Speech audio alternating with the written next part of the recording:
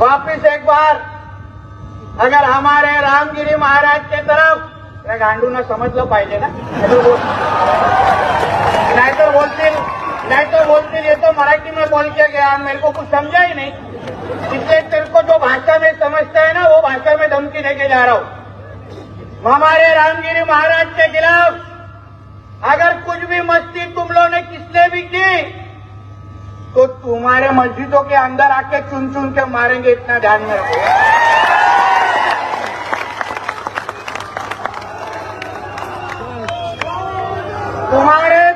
तुम्हारी कौम की अगर चिंता होगी तो हमारे रामगिरी महाराज के खिलाफ कुछ भी बोलने का नहीं, वरना वो जबान हम लोग सही पे रखेंगे नहीं, ये तुम लोग याद रखना। नाही चालणार माझ्या देशामध्ये या सगळ्या गोष्टी आम्ही पाहतोय युट्यूबवर आणि सोशल मीडियावर कोण कोण आमच्या रामगिरी महाराजांच्या बद्दल हे एक एक मौली उठतायत आणि भाषणं देत आहेत, धमक्या देत आहेत, त्यांना अंगावर जाण्याची भाषा करतायत, आमच्या हिंदू धर्माच्या बद्दल वेळा वाकडा बोलतायत। पोलिसांना मी सांगेन वेळेतच ते युट्यूबचे चॅनल बंद करा।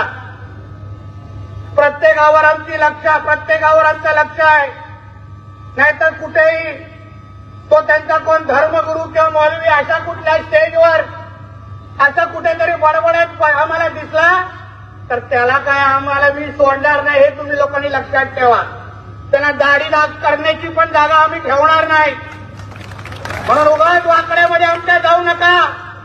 कोणाचा देश आहे हे पहिला माहिती घ्या, याबद्दल पहिला विचार करा।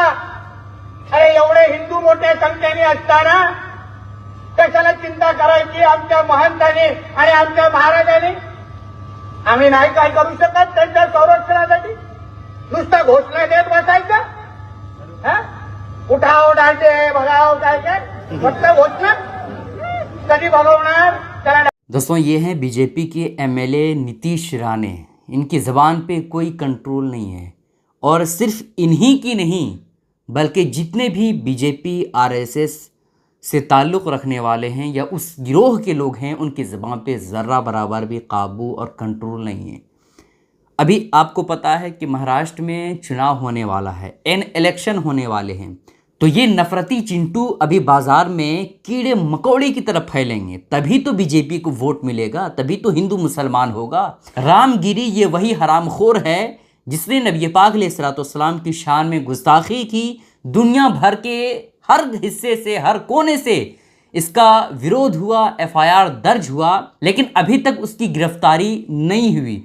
लेकिन उसके खिलाफ जिन लोगों ने प्रोटेस्ट किया उल्टा उसी पर ही कार्रवाई हो गई। जैसे आपको पता है कि हाजी साहब का घर जो 20 करोड़ का था उसको बुलडोजर के जरिए से धंसा दिया गया है ना, तो उसको ये रामगिरी को सपोर्ट करते हुए कह रहा है कि अगर कोई रामगिरी की तरफ उंगली उठाएगा तो हम उस इंसान को मस्जिद के अंदर में जा करके घुस करके मारेंगे। खुलेआम मुसलमानों को धमकी दी जा रही है। आप सोचिए ना, ये वीडियो सोशल मीडिया पर क्या वायरल हुई? वायरल हो चुकी है, नेशनल मीडिया की नज़रों से भी गुजर चुकी है, लेकिन मजाल है कि इस पर कोई वीडियो बना दे, मजाल है कि ऐसे लोगों पर कार्रवाई की डिमांड कोई करे।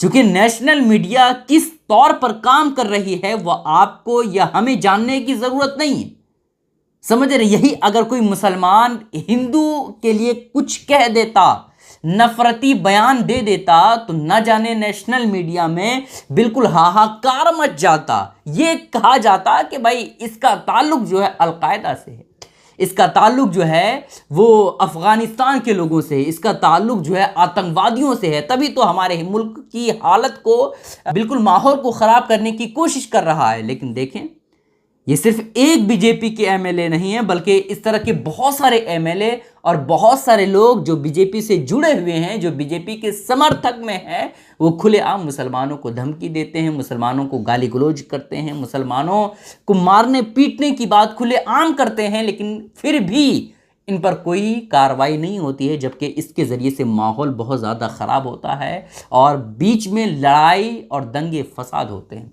लेकिन इन लोगों पर कोई कार्रवाई नहीं होगी।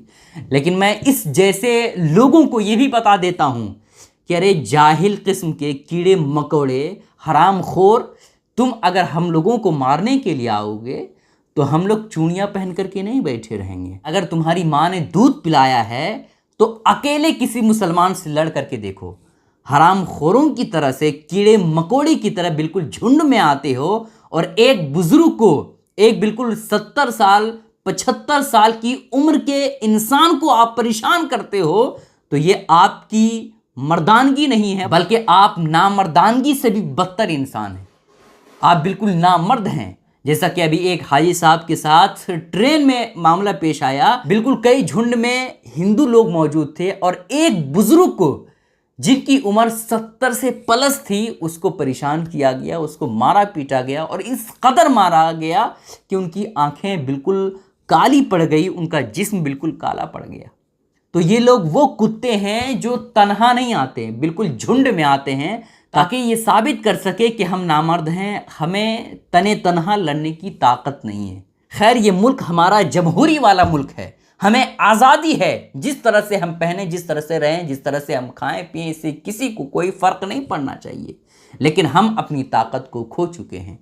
हम अपनी ताकत, जो सबसे बड़ी चीज़ है वोट, उसी को हम बिल्कुल गलत यूज़ कर रहे हैं।